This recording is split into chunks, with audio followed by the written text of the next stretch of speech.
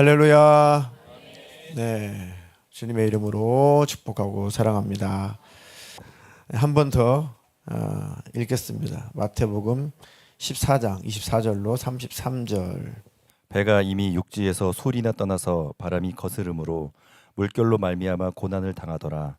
밤 사경에 예수께서 바다 위로 걸어서 제자들에게 오시니 제자들이 그가 바다 위로 걸어오심을 보고 놀라 유령이라 하며 무서워하여 소리 지르거늘 예수께서 즉시 이르시되 안심하라 나니 두려워하지 말라.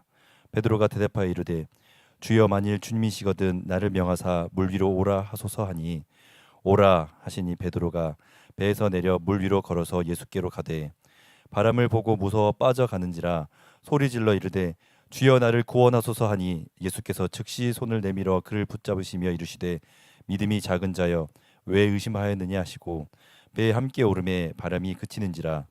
배에 있는 사람들이 예수께 절하며 이르되 진실로 하나님의 아들이로소이다 하더라. 아멘. 네, 아멘. 지금 본문 대독해 주셨는데 이 내용, 이 사건 앞에 바로 직전에 어떤 유명한 사건이 있었습니다. 네?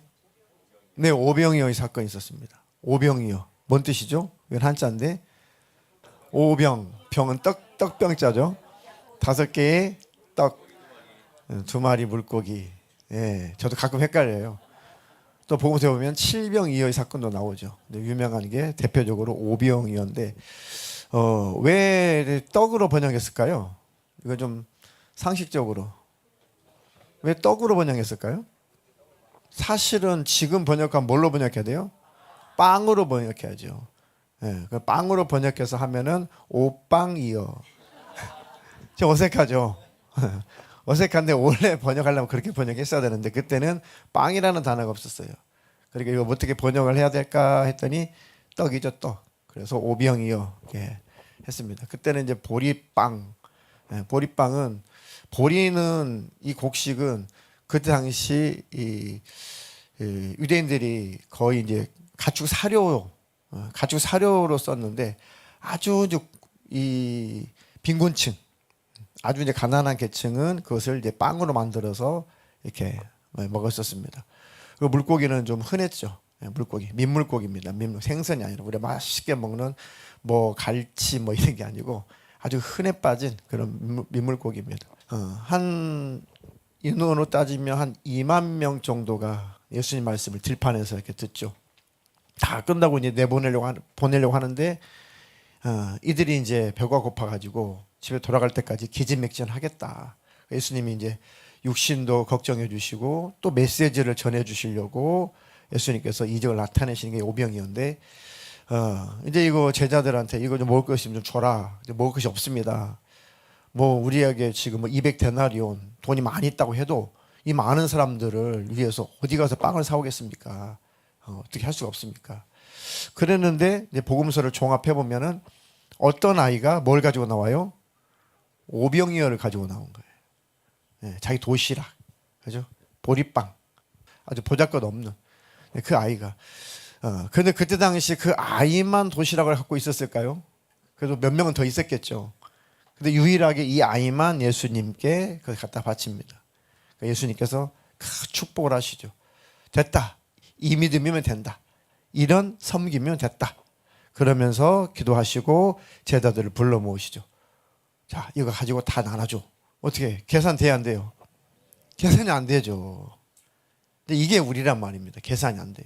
그래서 이제 뭐 복음서에는 그렇게 되어 있지 않지만 유추해 보면은 예수님께서 갖다 나눠줘 했으니까 뭐 쭈뼛쭈뼛 했을 거 아니에요. 오병이어를 이렇게 도시락을 줬어요. 그리고 자기 가지고 있는 자루, 뭐 옷자락, 자루 이런 거를 다 가지고 있다고 쳐봐요. 그래가지고 제자가 그것을 가지고 혼자서 막 먹었다고 칩시다. 도시락을 딱 먹었어요. 나 먼저 먹자. 예를 들면. 근데 딱 쳐다봤는데 그 도시락 통에 또다시 있어요. 막 힌트를 얻었겠죠. 그냥 우리가 좀 재밌게 설명하는 거예요. 나눠주고 나눴더니 12제자 12바구니에 가득 찼어요. 우와, 이거구나. 그래가지고 눈으로 봤더니 이제 막 줄을 지어가지고 막 나눠주기 시작합니다. 나눠줘도 그대로, 나눠줘도 그대로.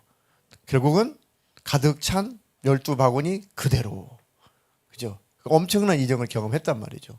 네. 그러니까 인간적으로 계산이 안 되는데 말씀에 순종을 하니까 믿음으로 반응하고 순종으로 응답하니까 얻은 건 뭐예요?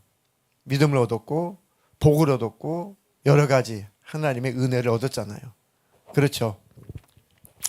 그러고 나온 다음에 예수님께서 나는 좀 기도 좀 해야 될 것 같다. 나는 기도를 해야 되니까 제자들을 먼저, 사실은 바다라고 표현했지만 엄청나게 큰 호수죠. 갈릴리 호수가. 그 막 파도도 치고 할 만큼 엄청 뭐 10여 킬로 되는 그런, 너비가 한 10여 킬로, 길이가 한 16킬로, 20몇 킬로, 하여튼 엄청나게 바다 같은 그런 호수입니다. 너희는 먼저 배를 타고 저 호수 건너편으로 건너가거라 하고 저물 때 예수님은 간절히 기도하시려고 산에 올라가셨단 말이죠. 한밤중이 되었습니다. 한밤중이 되었는데 예수님께서 딱 기도하다가 딱 느낌이 왔어요. 아, 이거 큰일 났다. 지금 막 바람이 불고 막 이러다 보니까 아, 제자들이 지금 엄청 위험한 상황에 처해 있겠구나. 그래가지고 예수님이 급하게 쫓아갔습니다. 사람이시면서 또 하나님이시니까 아주 급하게 쫓아가가지고 물 위를 걸어가시죠. 그런데 그때가 몇 시쯤 됐다는 거예요. 배는 이미 육지에서 수리나 떠나서 한가운데 있다. 그런데 예수님께서 밤 사경에 지금 바다 위로 걸어가고 있어요. 우리 제자들이 가고 있습니다. 사경, 상식적으로 사경이면 1시부터 3시 사이가 밤 사경. 1시부터 3시 사이. 그죠? 그때까지 지금 도착을 못하고 지금 바람과 싸우고 있는 힘겨운 상황이란 말이에요. 그죠? 저물 때 떠났는데 세상에 곧 날새기 생겼어요. 1시부터 3시 사이까지 아직도 호수 한복판이에요. 얼마나 힘들게 바람과 파도와 싸웠는지. 너무 위기죠. 그러니까 예수님께서 그 무리를 걸어서 제자들 앞에 가까이 갔다는 거죠.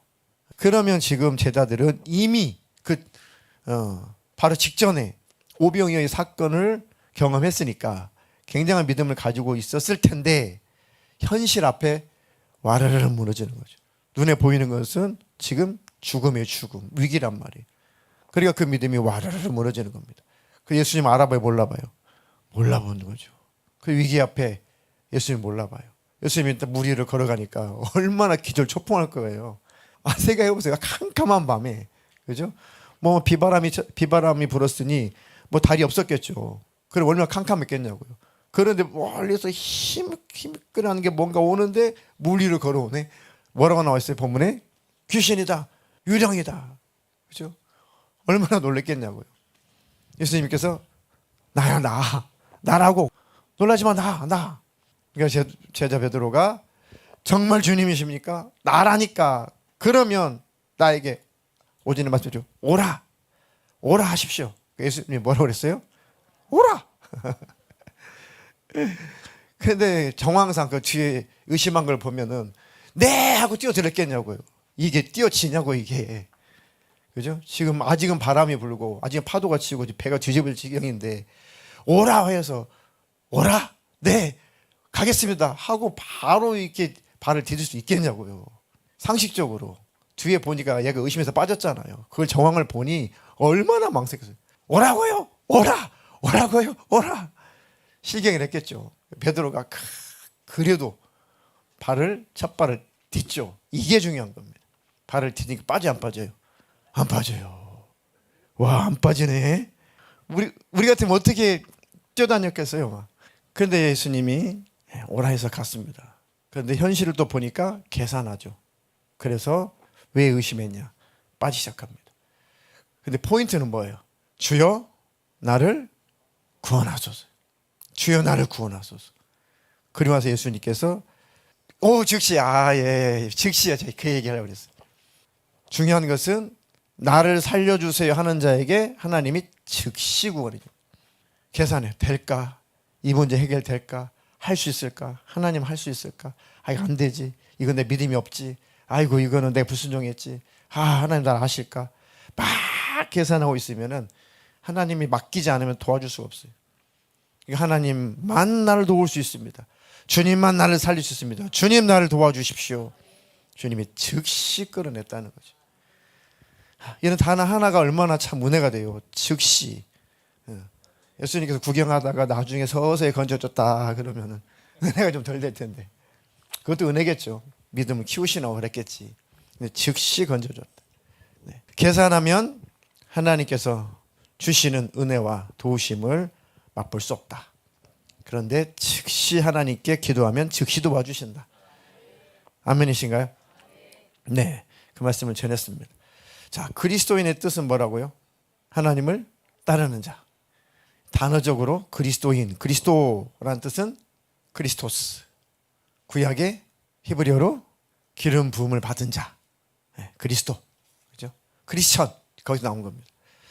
어쨌든 그리스도인은 그리스도를 쫓는 사람, 그리스도를 따르는 사람. 그때 당시 속된 말로 처음에 어떻게 쓰여졌다고요? 아주 속된 말이었습니다. 이게 비아냥거리는, 조롱하는 말이었어요.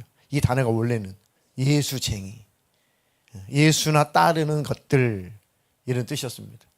그런데 점점 이제 기독교가 성장하면서 예수님을 믿는 사람, 신앙인, 기독교인, 이렇게 된 거죠. 그러면 기독교인, 그리스도인, 우리가 그리스도인으로 사는 이유는, 그리스도인으로 사는 이유, 예수를 따라가는 이유. 자, 예수를 왜 따라요? 왜 따라가요? 생명이시니까. 그리고요, 또 천국 영원히 살아야 되니까. 사랑하니까요. 네, 그 정답에 가깝습니다. 맞아요. 나를 구원하셨으니까, 나를 사랑하셨으니까 나도 당연히 그 하나님을, 그 예수님을 사랑하게 되죠. 그 예수님께 은혜를 받았으니 나도 그 예수님을 사랑하게 되죠. 그래서 우리는 그 사랑으로 인해서 예수님을 따르게 된 겁니다. 결국은 천국에서 영생을 할 거니까.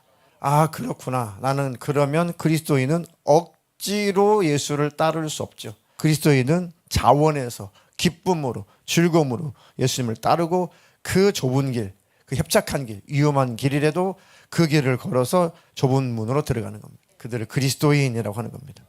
그러니까 주님의 은혜를 경험했다면 우리 심령 안에 어떤 열매가 있어야 돼요? 감사라는 열매가 있어요. 구원의 은혜에 감사하며 주님을 따르는 자죠. 이제 구원받지 못했으면 주님을 따르는 게 그리스도인은 아니죠. 주님 따를 수도 없고. 그럼 구원의 은혜를 아는 자, 구원받은 자, 구원의 은혜에 감격하고 감사하는 자들이 자원하여 기쁨으로 예수, 주님을 따르는 것, 이게 바로 그리스도인이구나. 아멘이시죠? 왜 감사하며 살아야 될까요? 그 중에 한 가지가, 감사하며 살면 하나님이 선명해요. 항상 하나님이 항상 선명합니다. 감사하며 살면. 왜요? 감사하며 살 때 내가 감사하는 그 대상을 늘 확인하잖아요. 그러니까 하나님이 살아계심, 하나님 나와 함께 계심, 그 하나님이 늘 선명해진단 말이에요. 몇 번 말씀드렸는데요, 저를 전도해 주셨던 중학교 3학년 때 그 담임 선생님이 특이하게 하여튼 3월 첫 이 수업이 시작할 때부터 하여튼 겨울 방학 끝날 때까지 거의 매일마다 우리 등교할 때마다 이 도시락을 꼭 드셨단 말이에요. 우리는 앞에서 도시락 까먹고 있고, 그 선생님은 이 교탁에다 올려놓고 늘 이렇게 기도했어요. 늘 이 자세로 막 기도를 하고, 그리고 이제 도시락을 우리를 쳐다보시면서 이렇게 같이 늘 드셨습니다. 우리는 굉장히 참 특이한 선생님이다. 때로는 저는 솔직히 좀 이상하다. 좀 이상하다. 왕따인가? 요즘 용어로 좀 왕따인가? 아니, 선생님들은 다 그 근처에 그 선생님들이 드시는 식당이 있었어요. 다 식당 가서 식사하시는데 유일하게 이분만 도시락을 드시니까 굉장히 소외되어 보이고, 뭔가 좀 이상해 보이고, 뭔가 못 어울리시는 분 같고, 하여튼 똑똑하신 분인데 왜 저렇게 살지? 싫어하나 우리 선생님을? 처음에는 오해를 좀 했다고요. 그러거나 말거나. 그러다가 이제 그 한 해가 지나가면서 헤어질 때쯤 되어서 이제 그 선생님이 질문을 한 겁니다. 내가 왜 너희들과 한 해 동안 같이 점심시간에 도시락을 같이 먹은 줄 아냐? 비로소 그때 1년 후에 비로소 그 질문에 우리가 생각에 질문을 해본 거예요. 왜 그러셨지? 진짜 이유는 뭐지? 한 해 지켜보니까 이분은 왕따를 당할 만한 그런 분도 아니고 선생님들하고 잘 어울리시고 하여튼 뭐 영어 선생님이니까 왜 그러셨지? 그때서 비로소 심각하게 한번 질문해 본 거죠. 스스로가. 왜 그러셨을까? 보온 도시락도 아니었어요. 보니까. 지금 생각해 보니까 보온 도시락도 아니었어요. 뭐 난로까지 두셨는지 모르겠는데 왜 굳이 그러셨을까? 우리는 꿀 먹은 벙어리처럼 다 조용히 있었습니다. 근데 그 선생님이 딱 한마디, 너희에게 감사할 대상이 계시다는 것을 가르쳐 주고 싶었어. 그분이 하나님이셔. 이분이 전도 방법이 그래요. 지금도 이게 기억이 날 만큼 그 행동과 그 말씀이 확 바뀌어버린 거죠. 그래서 그 예수님 앞에 갈 수밖에 없도록 만들었어요. 그러니까 참 지금도 그게 참 마음속에 간직이 되어 있습니다. 그러니까 그분 때문에 아무도 강요하지 않은데 제가 제 발로, 물론 성령님 이끄심이지만 제 발로 교회를 가고야 말았다니까요. 그분하고는 헤어졌어요. 뭐 이제 그분은 중학교 선생님, 나는 이제 같은 그 학교 다니는데 저는 고등학교. 그러니까 과목 만날 수가 없어요. 중학교 선생님 고등학교로 올 수도 있는데 안 오시더라고요. 졸업할 때까지. 그러니까 이제 얼굴 보기가 쉽지 않죠.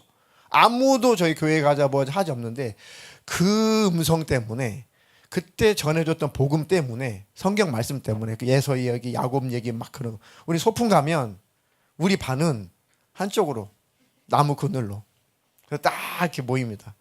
그러면 그때 성경 얘기를 해주는 거예요. 소풍 가서. 그때 소풍 가면 남학교였거든. 남학생들은 소풍 갈 때 허락된 게 있어요. 뭐요? 술, 담배, 다이아몬드. 세 가지는 선생님이 그냥 그 하루는 그냥 봐줘요. 막 얼굴이 벌겋게 막 술 취해도 그냥 선생님이 재밌다고 막 웃어요. 그때만 봐주는 거죠. 선생님이 이리 나와. 그럼 우리는 가야 돼요. 어디로? 그늘 밑으로.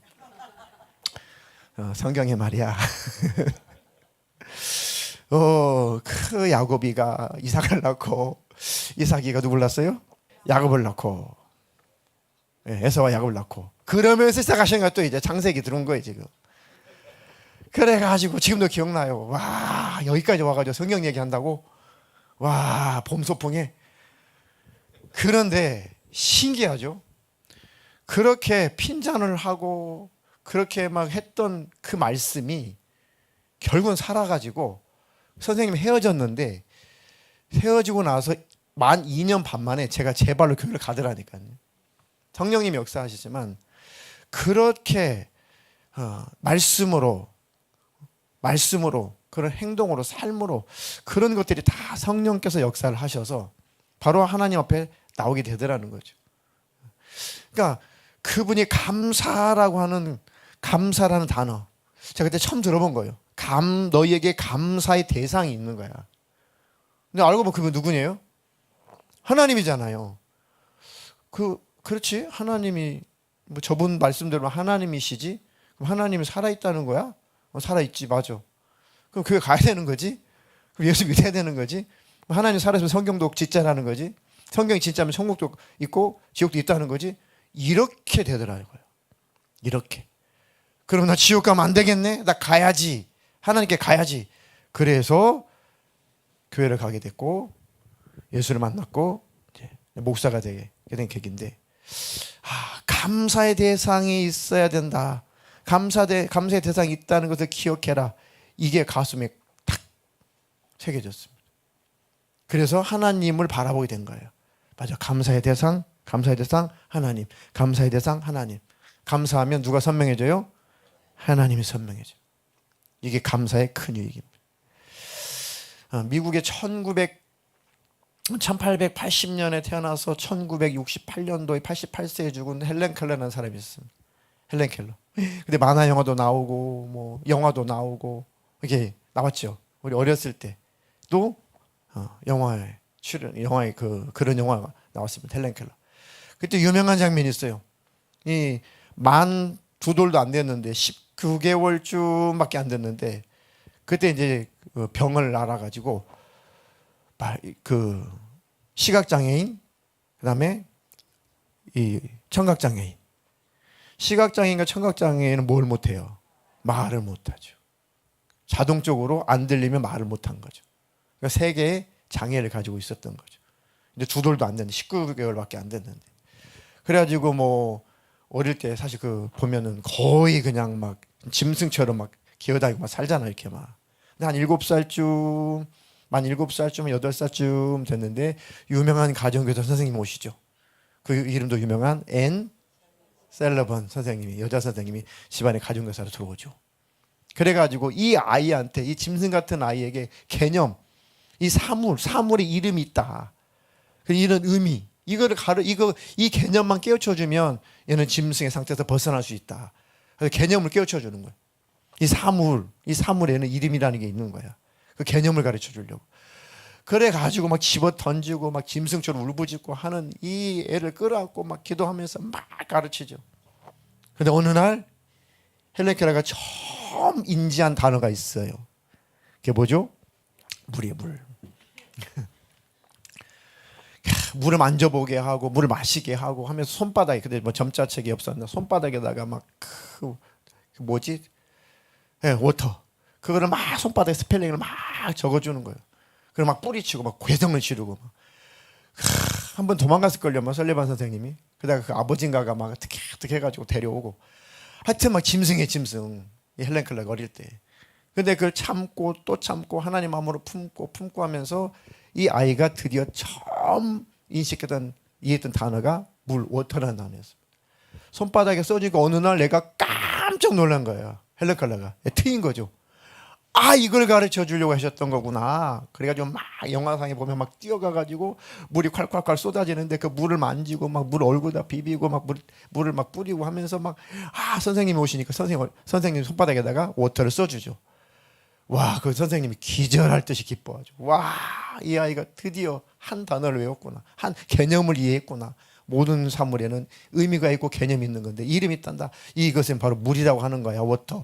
와, 이때부터 이 삶이 완전히 바뀌기 시작하죠. 짐승이 이제 사람이 되어가는 거죠. 이 사람이 미국 역사상 최초로 세계 장애를 가진 자 중에 최초로 학사학위를 받습니다. 그 미국의 대공황이 1929년부터 1939년 약 10년 동안 이 대공황이 있어가지고 미국이 뭐 이제 다시는 못 일어난다. 경제적으로 무너진다.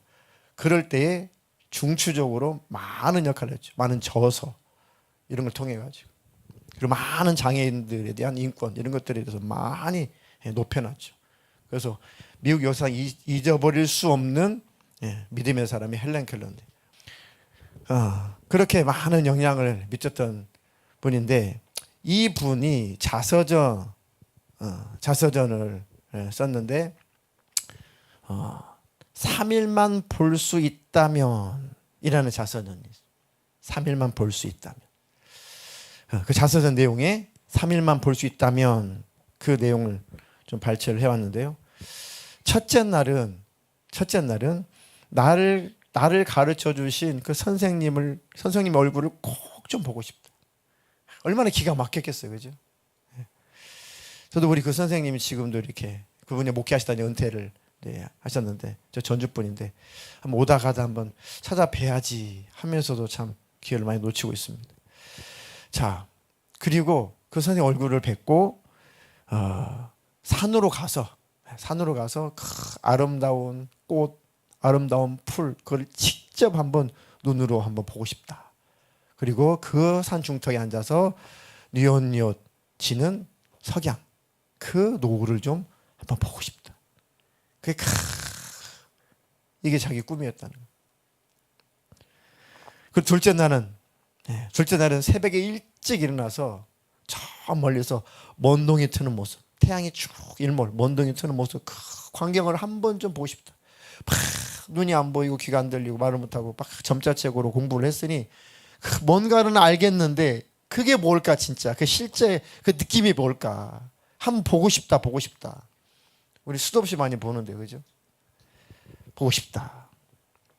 그리고 그 밤을 지새면서 저녁에는 밤에는 영롱한 그 별빛 쏟아지는 그 별빛 그거 아시죠? 해변이나 이런 초원에 가면 시골 가면 누워 있으면 막 진짜 별이 쏟아질 것처럼 그죠? 별똥별도 많이 떨어지고 점자책으로 그거를 알게 됐는데 그게 진짜 뭘까? 정말 그런 느낌은 뭘까? 너무 보고 싶었던가 봐요.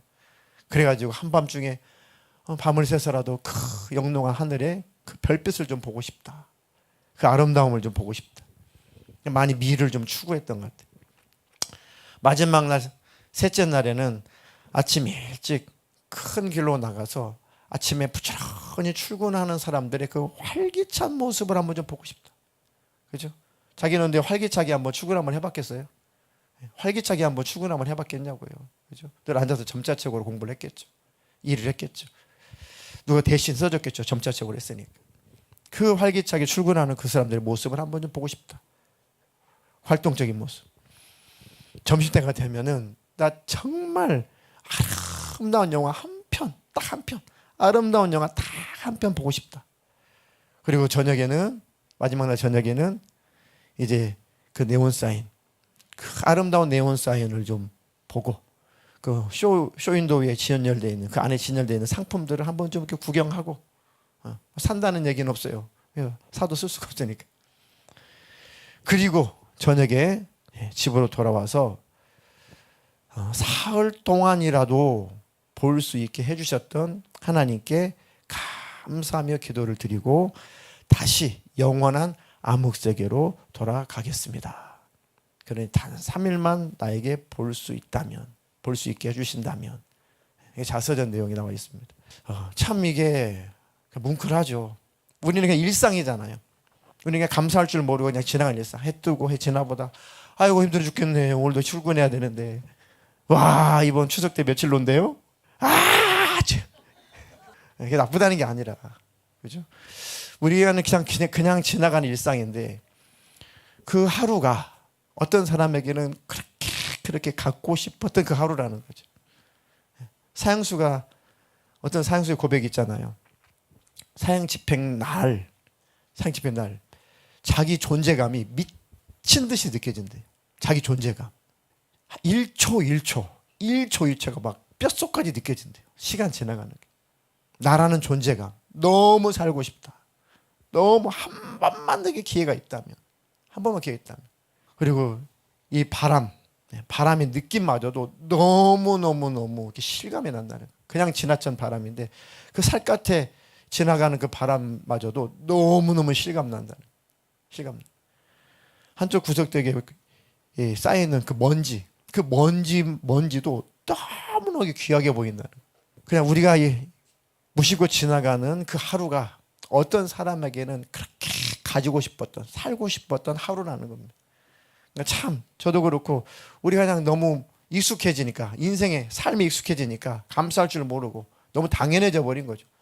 제가 숨쉬기도 침 한번 꼴깍 새키려면 몇 번을 이렇게 허덕이면서 침을 꼴깍 삼켰던 한 달 좀 더 지났는데요.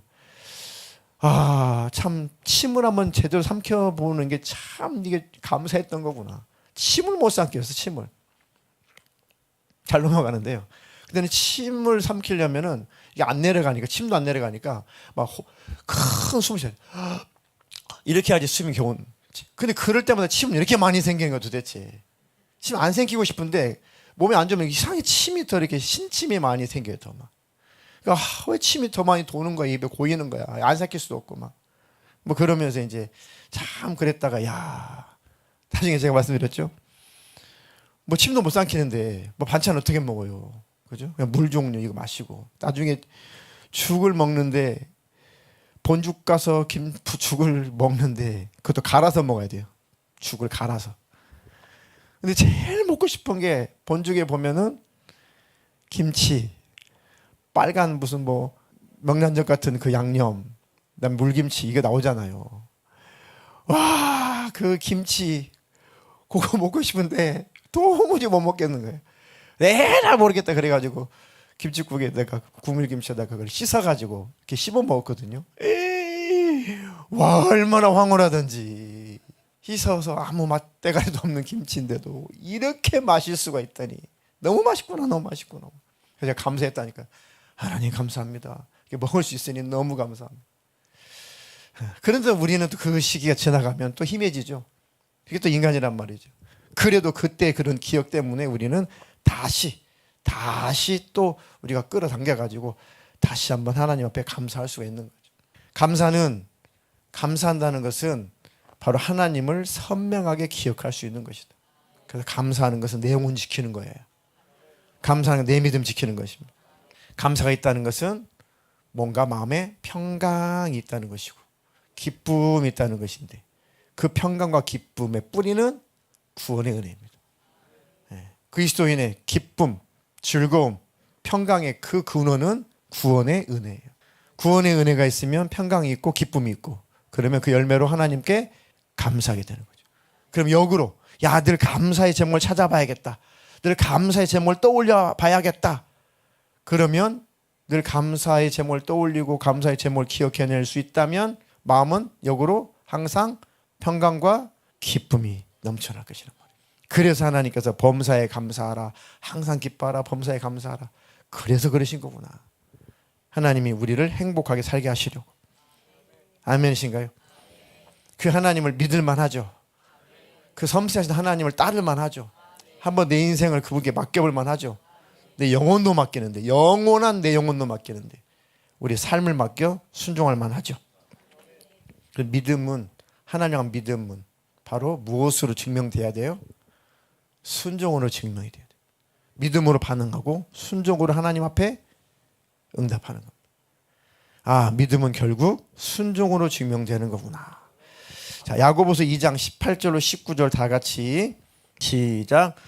어떤 사람은 말하기를 너는 믿음이 있고 나는 행함이 있으니 행함이 없는 내 믿음을 내게 보이라. 나는 행함으로 내 믿음을 내게 보이리라 하리라.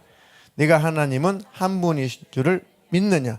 잘 아는도다. 귀신들도 믿고 떠느니라. 하나님을 아는 것은, 지식으로 아는 것은 믿음이 아니다. 귀신들도 하나님의 존재를 알고 덜덜덜덜 떤다는 거예요. 그렇다고 귀신이 믿는 자라고 하지 않죠. 그렇다고 귀신이 천국 가는 건 아니죠. 하나님의 존재를 인식한다고 믿는 건 아닙니다.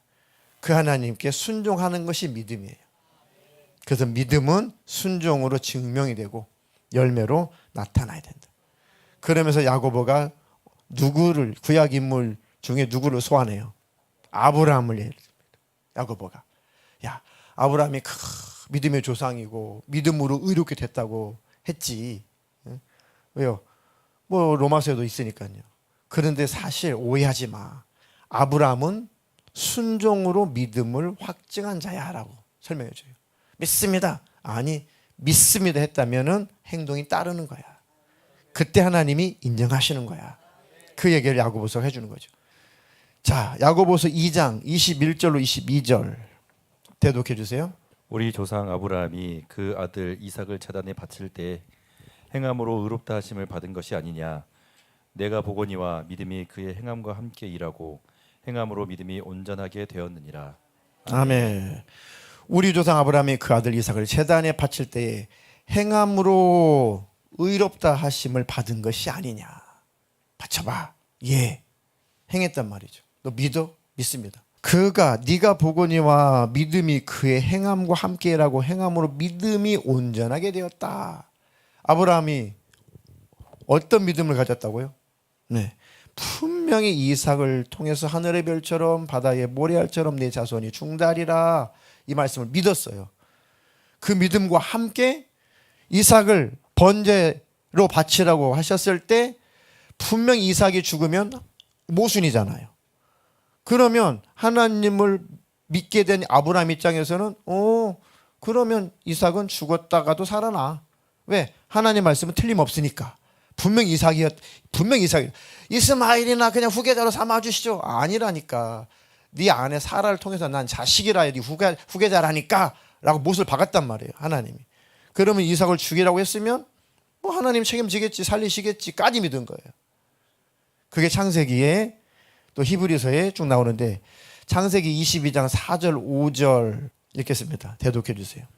제3일에 아브라함이 눈을 들어 그곳을 멀리 바라본지라. 이에 아브라함이 종들에게 이르되 너희는 나귀와 함께 여기서 기다리라. 내가 아이와 함께 저기 가서 예배하고 우리가 너희에게로 돌아오리라 하고. 네. 자, 여기에서 아브라함의 믿음이 나타나는 단어는 뭘까요? 우리가요. 우리가 너희에게로 돌아오리라. 나 갔다가 올게. 나가 아니에요. 우리. 우리가 너희에게로 돌아오리라. 아브라함이 그러면 쇼만 하려고 했던가요? 아니에요. 직접 이삭을 진짜 죽인 거는 다름없잖아요. 하나님이 멈춘 것뿐이죠. 그래서 히브리서에 뭐라고 해석해줘요? 아브라함은 부활의 믿음을 가졌다. 이삭을 도로 하나님이 찾게 해주실 것까지도 믿었다. 그러니까 진짜 믿음은 행함으로 증명되는 거예요.